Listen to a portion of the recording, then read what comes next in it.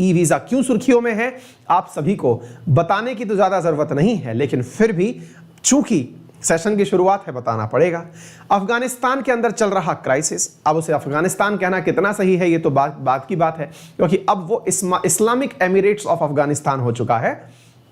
भारत ने एक जबरदस्त कदम उठाते हुए अफगानिस्तान में रह रहे लोगों के लिए ई वीजा सिस्टम शुरू कर दिया है। अब आप पूछेंगे कि ये है क्या सर, ई वीजा होता क्या है, और ई वीजा अफगानिस्तान में रह रहे भारतीयों के लिए शुरू किया गया है या फिर वहां पर रह रहे किसी भी व्यक्ति के लिए यह सिस्टम शुरू कर दिया गया। तो आज के सेशन में आप इसी बात को समझने वाले हैं कि आफ्टर ऑल यह ई वीजा है क्या और किसके लिए शुरू किया गया है। होम मिनिस्ट्री के द्वारा आज के सेशन में आप चर्चा करने वाले हैं। अफगानिस्तान संकट में भारत के द्वारा गृह मंत्रालय ने ई वीजा प्रणाली शुरू की। सबसे पहले तो यह सीखते हैं ये ई वीजा का मतलब क्या होता है। पहले सरल रूप से इसे समझ लीजिए, फिर हम आगे की तरफ बढ़ना शुरू करेंगे। पहले समझते हैं वीजा क्या होता है, फिर समझते हैं इलेक्ट्रॉनिक वीजा क्या होता है ना। वीजा है एक परमिशन जो कि दी जाती है उस व्यक्ति को जो आपके देश में आना चाहता है। जैसे अगर मान लीजिए मैं आपसे कहता हूं कि आप इंडिया से अमेरिका जाना चाहते हैं, तो इंडिया से अमेरिका जाने के लिए आपको अमेरिका सरकार से परमिशन लेनी होती है कि मेरे पास में भारत का पासपोर्ट है, यानी भारत का पहचान पत्र है, मैं आपके देश में आना चाहता हूं, मुझे इजाजत दे दीजिए। ये इजाजत देने का जो कार्य है ये कौन करता है, अमेरिका का गृह मंत्रालय करता है। उसके द्वारा एक आपके ही देश में, यानी जिस भी देश से हैं आप, इंडिया से जा रहे हैं तो इंडिया में, आप बांग्लादेश से जा रहे हैं तो बांग्लादेश में, जहां से भी आप जा रहे हैं वहां पर एक कार्यालय खोला जाता है जिसे हम दूतावास कहते हैं, एम्बेसी कहते हैं। उस एम्बेसी में आप जाते हैं, वो एम्बेसी अमेरिका वाले ही चला रहे होते हैं, उस एम्बेसी में अमेरिकन अधिकारी ही बैठे होते हैं। आप उन अमेरिकन अधिकारियों के पास जाकर कहते हैं कि मुझे अमेरिका जाना है, क्या मुझे आप परमिशन देंगे आपके देश में जाने की। दूतावास में बैठा कर्मचारी आपसे बात करता है, आपका इंटरव्यू लेता है, अपने देश की स्थितियों को पूछता है कि क्या इनके आने की जगह है। अगर वहां से परमिशन मिलती है तो आपको वीजा दे दिया जाता है। तो सबसे पहली बात यह है कि वीजा देने के लिए आपके देश में ही दूतावास यानी एम्बेसी का होना बहुत जरूरी है। यदि एम्बेसी नहीं है आपकी जगह पर, आपके देश में, किसी दूसरे देश की, तो आप वीजा प्राप्त नहीं कर पाएंगे। यानी वीजा के लिए बहुत ज्यादा जरूरी है एम्बेसी का होना। आ गई बात समझ में? जरा विचार करिए, अब आपको यह एम्बेसी अपने देश में नहीं मिल रही, लेकिन आपको एक ऑनलाइन फॉर्म मिल जाता है और उस ऑनलाइन फॉर्म को आप भरते हैं जिसमें आपका ऑनलाइन ही इंटरव्यू ले लिया जाता है, ऑनलाइन ही आपसे बातचीत कर ली जाती है। तो इस प्रक्रिया को क्या कहेंगे? इसी प्रक्रिया को इलेक्ट्रॉनिक वीजा प्रणाली कहेंगे, यानी ई वीजा प्रणाली कहेंगे। मतलब ऐसी व्यवस्था जिसमें आपको एम्बेसी जाने की जरूरत ना हो, बिना एम्बेसी गए भी यदि आपको परमिशन मिल जाए तो यह ई वीजा कहलाता है। अब आप पूछेंगे तो इसका मतलब सर यहां पर ऐसी परिस्थितियों में क्या किसी का इंटरव्यू नहीं होता क्या? बिल्कुल होता है, लेकिन वो तो ऑनलाइन भी हो सकता है। आपको जरूरी थोड़ी है कि आप किसी देश की एम्बेसी में जाकर के ही इंटरव्यू देके आए, आप सीधा इंटरनेट के माध्यम से भी तो इंटरव्यू दे सकते हैं। जरूरी थोड़ी है कि आपके लिए दूतावास खोला जाए। अब आप पूछेंगे सर वैसे तो बनाया जाता है, बाकी तो आपकी मर्जी, आप मना कर रहे हैं। अच्छा, तो बेटा वर्तमान में अफगानिस्तान के हालात ऐसे हैं कि भारत ने अपने सभी कार्यालय वहां पर बंद कर दिए हैं। कौन से कार्यालय बंद कर दिए हैं? भारत ने अपने कॉन्सुलेट बंद कर दिए हैं, भारत ने अपना जो एम्बेसी है वो बंद कर दिया है, अपने सारे ऑफिसर्स को वहां से निकाल लिया है। ऐसी स्थिति में अब अगर कोई अफगानिस्तान का नागरिक इंडिया आना चाहता है तो क्या किया जाएगा?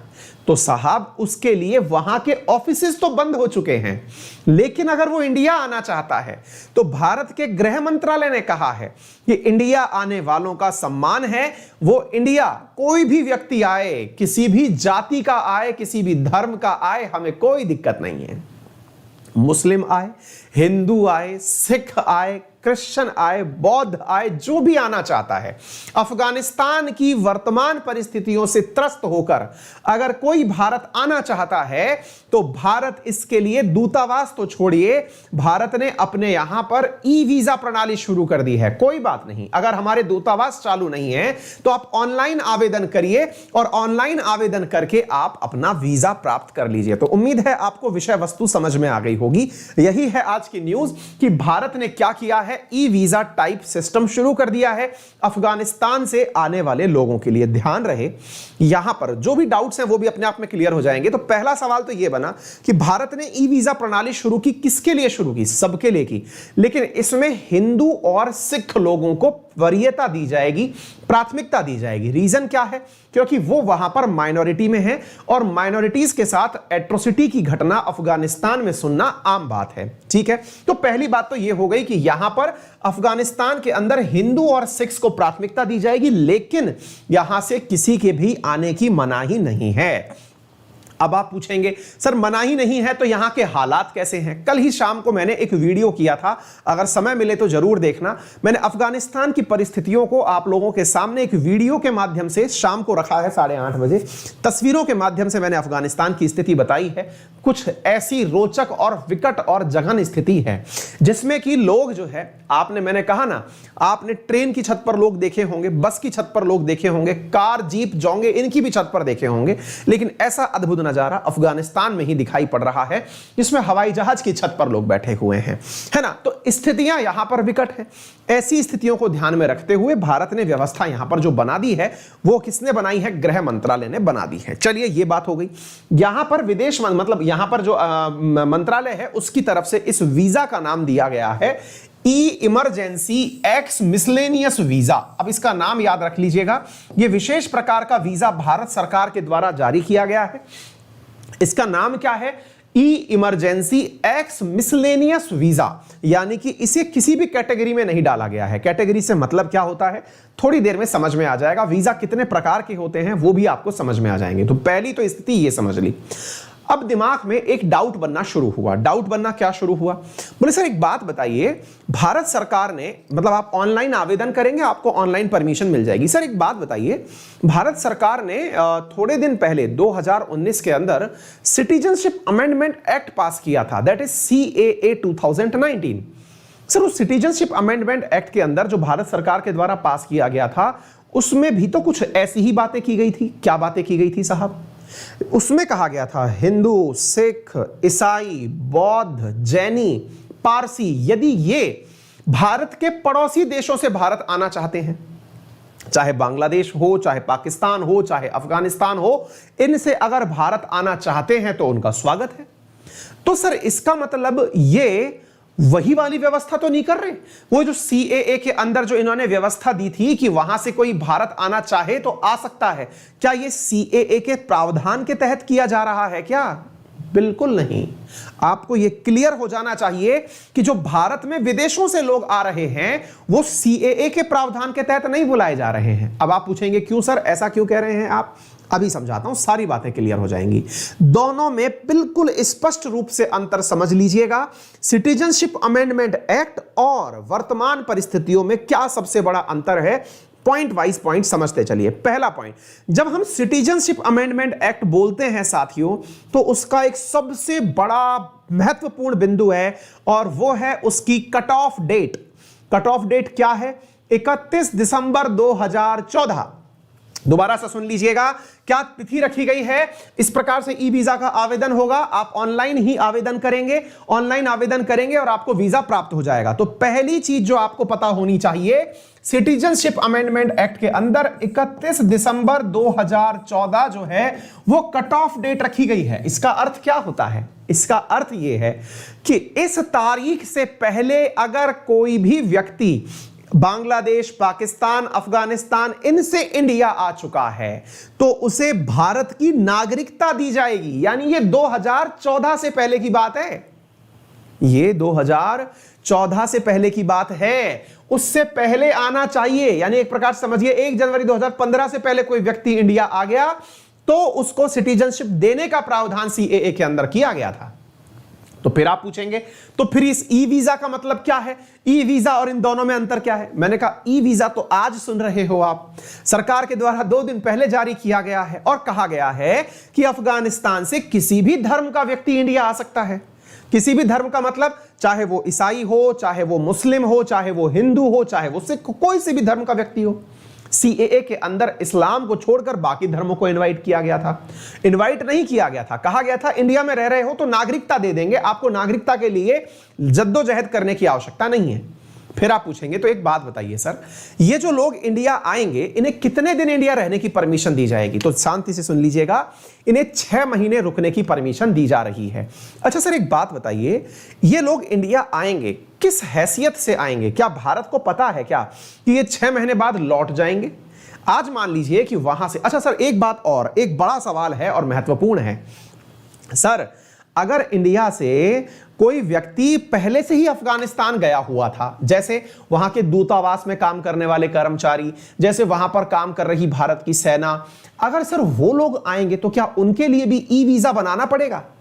ध्यान से सुनिएगा, बड़ा इंपॉर्टेंट सवाल है और यही छोटे छोटे डाउट हैं जो क्लियर करने हैं। पहला सवाल क्या, एक बार जल्दी से सेशन को शेयर कर दीजिए। क्या बोल रहा हूं कि सर अगर भारत के वहां के दूतावास में एक कर्मचारी काम कर रहा है भारत का, दूसरा भारत की सेना मान लीजिए वहां काम कर रही है, कोई इंजीनियर काम कर रहा है, कोई भी व्यापारी काम कर रहा है, अब वो इंडिया आना चाहता है क्योंकि वो भारत वाला है, तो क्या सर उसके लिए भी ई वीजा काम करेगा। हाँ, आंसर है जी नहीं। ई वीजा भारतीयों पर थोड़ी लागू होगा, ई वीजा तो अफगानिस्तान मूल के जो लोग हैं जो भारत आना चाहते हैं उनके लिए सुविधा प्रारंभ की गई है। तो ई वीजा सुविधा से एकदम स्पष्ट रूप से यह समझ लेना कि ई वीजा के माध्यम से भारत भारतीय लोगों को वापस नहीं बुला रहा है। भारतीय लोग तो सीधे वैसे ही आ सकते हैं, उनका देश है। भारत के लोगों को तो वीजा अफगानिस्तान जाने के लिए लेना पड़ा था, इंडिया आने के लिए थोड़ी लेना पड़ेगा। वो तो भारत से अफगानिस्तान गए थे ना, अफगानिस्तान से इंडिया आना तो उनका अपना घर है, अपने घर में आने के लिए क्या परमिशन लेनी पड़ती है। बिल्कुल नहीं, आप इंडिया आ रहे हैं, इंडिया के हैं, आइए आप।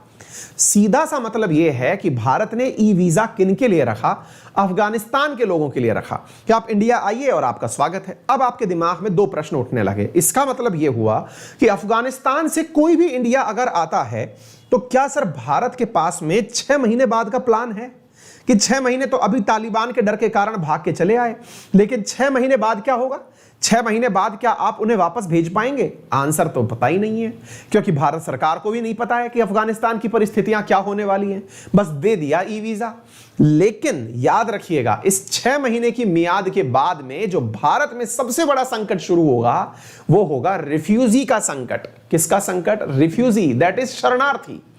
शरणार्थी का मतलब यह हुआ कि अब अफगानिस्तान से अगर कोई आ गया और वो अफगानिस्तान वापस जाना नहीं चाहता तो वो भारत के लिए क्या बन गया, भारत के लिए साथियों वो एक शरणार्थी बन गया, वो एक रिफ्यूजी बन गया। तो बोले सर भारत के लिए अगर वो शरणार्थी अर्थात रिफ्यूजी बन गया तो भारत के पास क्या रिफ्यूजीज के लिए कोई नीति बनी हुई है क्या, कोई पॉलिसी है क्या भारत के पास। बड़ा सवाल है। जैसे मान लीजिए कि सर अगर शरणार्थी ही है तो फिर बांग्लादेशी में क्या बुराई है, बड़ा सवाल है। ऐसे तो बांग्लादेश से भी बहुत सारे मुस्लिम भारत में भाग कर आए थे जब बंगाल विभाजन हुआ था। आज जो भारत की बहुत बड़ी समस्याओं में से एक है वो बांग्लादेशियों का ही तो आना है, इसके अलावा रोहिंग्याओं का आना है। अगर ये दोनों ही आना अलाउड है तो क्या भारत में शरणार्थियों को रुकने की इजाजत है। सवाल है, भारत के अंदर शरणार्थियों को लेकर के कोई प्रावधान नहीं है। जब प्रावधान नहीं है तो भारत बुला क्यों रहा है, यही तो समझ नहीं आ रहा है। इसीलिए तो नंबर 1 पर सवाल लिया है कि आपने अगर अफगानिस्तान से आ रहे शरणार्थियों को इनवाइट कर लिया, क्योंकि 6 महीने बाद आपको भी पता है कि स्थितियां सामान्य नहीं होने वाली हैं और विकट होने वाली हैं। रीजन है ना, क्योंकि जब अफगानिस्तान से अफगानिस्तान के लोग ही भाग रहे हैं तो वो आसपास दुनिया के सभी देशों में शरण लेने जा रहे हैं, और जब शरण लेने जा रहे हैं तो मुद्दा वर्तमान में अफगानिस्तान के अंदर क्या है, शांति है ना। तो आपके यहां से जो लोग आ गए, मतलब इंडिया में जो लोग आ गए, क्या ये वापस अफगानिस्तान लौटेंगे, जी नहीं। और जब लौटने वाले नहीं हैं तो फिर आपके देश में शरणार्थी अफगानिस्तान से आए हो या बांग्लादेश से, अफगानिस्तान से आए हो या पाकिस्तान से या फिर बांग्लादेश, म्यांमार, कहीं से भी तो बुराई क्या है। क्या आपके पास कोई शरणार्थियों की नीति है, बिल्कुल नहीं है। तो फिर ये क्या किया, क्या ये तो काम नहीं है कि आपने ये लाइन बोल करके अपने आप के ऊपर से एक पॉइंट बना लिया कि हम भी लोगों की मदद करने के लिए आगे हैं, वो बात दूसरी है कि ई वीजा प्रणाली के माध्यम से हम चेक करेंगे कि कौन आ सकता है और कौन नहीं आ सकता। बड़ा सवाल है। ई वीजा प्रणाली में गृह मंत्रालय सबको बांट नहीं रहा है कि तुम आओ तो आ जाओ। ये जो तुमने अभी फोटो देखी भाई लोग, ये जो फोटो देखी, इसको देख करके कहीं आपके मन में आ रहा हो अरे सर क्या पता यही वाली फ्लाइट उड़ करके इंडिया आ रही हो, ये सब लोग जो चढ़े हुए हैं इसके ऊपर क्या पता यही इंडिया आ रहे हो। ऐसे तो हर कोई इंडिया आ जाएगा, घबराने की जरूरत नहीं है। ई वीजा उन लोगों को दिया जा रहा है जिन्हें गृह मंत्रालय परमिट करेगा। परमिट करेगा से मतलब हुआ कि आप आ सकते हैं, आप नहीं आ सकते। ये तो वही वाली बात होगी, घोषणा कर दी। अब घोषणा के बाद में इंप्लाई कितना करता है इंडिया, ये जानने वाली बात होगी। और भविष्य में भारत में विदेशियों की वजह से, शरणार्थियों की वजह से हो रही समस्याएं, जो कि बहुत लंबे समय से एक चर्चा का विषय रही हैं, ये आने वाले समय में भी विकट समस्याओं में से एक कंसीडर की जाएंगी। देखना होगा कि भारत के अंदर आ रहे इन शरणार्थियों को कितनी ज्यादा जनता के द्वारा एक्सेप्टेंस दी जाती है। क्या भारत के अंदर अफगानिस्तानी मूल के लोगों को उतनी ही प्रकार से एक्सेप्ट किया जाता है जितना भारत अन्य प्रकार से, अन्य देशों से आए हुए शरणार्थियों को स्वीकार करता है। अब मुद्दे के ऊपर थोड़ा आगे बढ़ते हैं। मुद्दा यह है कि कितने प्रकार के वीजा आफ्टर ऑल दिए जाते हैं। तो यहां तक आपको सारी बात समझ में आ गई होंगी। अगर आ गई हो तो एक बार थम्स अप कर दीजिएगा। अगर आपको यह बात समझ में आ रही हो तो वीडियो को लाइक भी कर देना, क्योंकि और भी आगे अब हम बढ़ते हैं। मुद्दा यह है कि सर एक बात बताइए कि इंडिया में वीजा कितने प्रकार के दिए जाते हैं, मतलब कितने प्रकार से भारत किसी विदेशी को इंडिया आने का इन्विटेशन देता है। तो ध्यान से सुनिएगा। भारत में आप घूमने के लिए आ सकते हैं। आप किसी एक्स पर्सन, मतलब कि भाई मुझे कुछ नहीं पता है कि मैं क्यों जा रहा हूं, तो भी आप वीजा ले सकते हैं। एम्प्लॉयमेंट के आधार पर जॉब के लिए आप वीजा ले सकते हैं, पढ़ाई के लिए आप वीजा ले सकते हैं, पत्रकारिता के लिए वीजा ले सकते हैं, फिल्म की शूटिंग के लिए वीजा ले सकते हैं, रिसर्च करने के लिए आप वीजा ले सकते हैं, मेडिकल के लिए वीजा ले सकते हैं। और जब कुछ भी ना पता हो तो उस वीजा कैटेगरी को उठा करके हम किस में डाल देते हैं, मिसलेनियस में। तो इस समय जो भारत में अफगानिस्तानियों के लिए वीजा देने की बात की गई है वो मिसलेनियस कैटेगरी में है। तो बिजनेस वीजा बिजनेस के लिए दिया जाता है। इलेक्ट्रॉनिक वीजा जिसके अंतर्गत आप कंप्यूटर वगैरह डिवाइसेस के लिए आप आना चाहते हैं, टूरिज्म के लिए आना चाहते हैं तो टूरिस्ट वीजा, रहने के लिए आना चाहते हैं कुछ दिन तो आपके लिए रेजिडेंशियल वीजा होता है, काम करने के लिए आना चाहते हैं तो वर्क वीजा होता है, पढ़ने के लिए आना चाहते हैं तो स्टूडेंट वीजा होता है, अपना इलाज कराने के लिए इंडिया आना चाहते हैं। ध्यान रखिएगा, बहुत सारे अफगानिस्तानी लोग इंडिया में इलाज कराने आते हैं। भारत में मेडिकल टूरिज्म का बहुत बड़ा कारोबार है। आपको पता होना चाहिए साथियों, भारत में अफगानिस्तान और पाकिस्तान के बलूचिस्तान प्रोविंस से बहुत सारे लोग इलाज कराने के लिए आते हैं, क्योंकि उन्हें इंडिया के इलाज पर भी विश्वास है और तुलनात्मक रूप से भारत का इलाज अच्छा और सस्ता है। ऐसी स्थिति में भारत में जो टूरिज्म है, मेडिकल टूरिज्म, वो बहुत जबरदस्त रूप से चलता है। तो मेडिकल के लिए भी वीजा दिया जाता है। इसी प्रकार से अगर कोई पत्रकार इंडिया आना चाहता है तो उसे ई टूरिज्म के जगह पर जर्नलिज्म का वीजा अलग से दिया जाता है। अगर कोई रिसर्च स्कॉलर आना चाहता है तो उसे रिसर्च का वीजा दिया जाता है।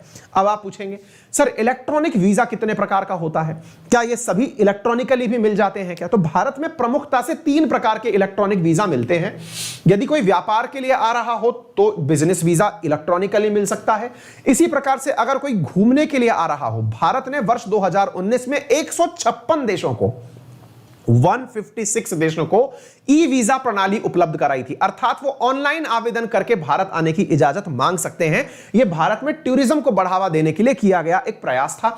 ऐसे ही एक मेडिकल वीजा, आप अगर इलेक्ट्रॉनिकली, क्योंकि जो मेडिकल इमरजेंसी में व्यक्ति होगा वो एम्बेसी जाकर के परमिशन तो नहीं ले पाएगा ना, तो उसके लिए भी हमने इलेक्ट्रॉनिकल फैसिलिटी की हुई है, दैट इज ई वीजा दिया हुआ है। तो उम्मीद है आपको संपूर्ण एनालिसिस इस विषय के बारे में समझ में आ गया होगा। किसी भी प्रकार की कोई भी दिक्कत आपको अब नहीं होगी इसके बारे में कहीं पर भी चर्चा करने में और इसके बारे में डिटेल एनालिसिस करने में। शुरू करते हैं अगला बिंदु।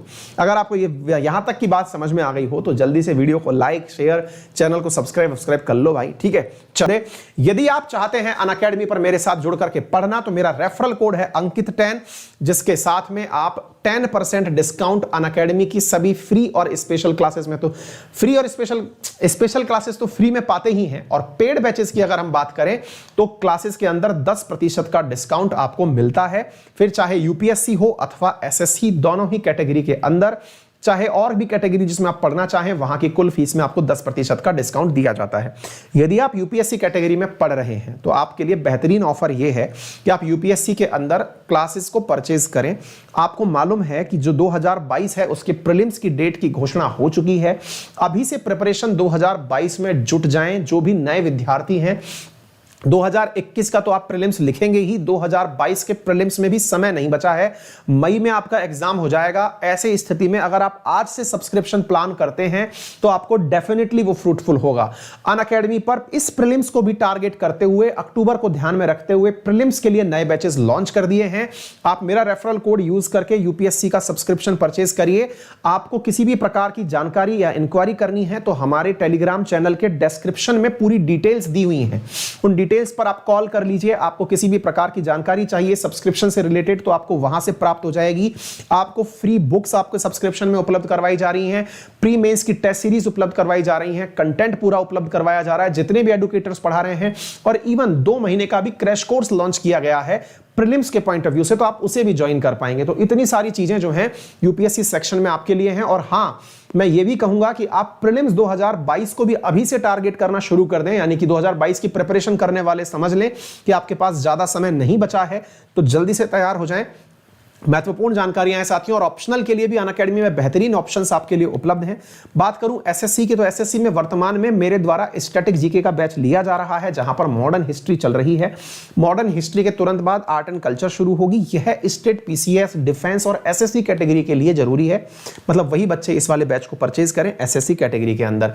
5850 रुपए में आपको 1 साल का एसएससी कैटेगरी का सब्सक्रिप्शन मिलता है, जिसके साथ 3 महीने अतिरिक्त मिलते हैं बाय यूजिंग रेफरल कोड अंकित 10। ठीक है, आज स्पेशल क्लास दिन में अगर होगी तो मैं आपको इन्फॉर्म कर दूंगा अपने सोशल मीडिया पर, आपके सामने मैं लिंक शेयर कर दूंगा।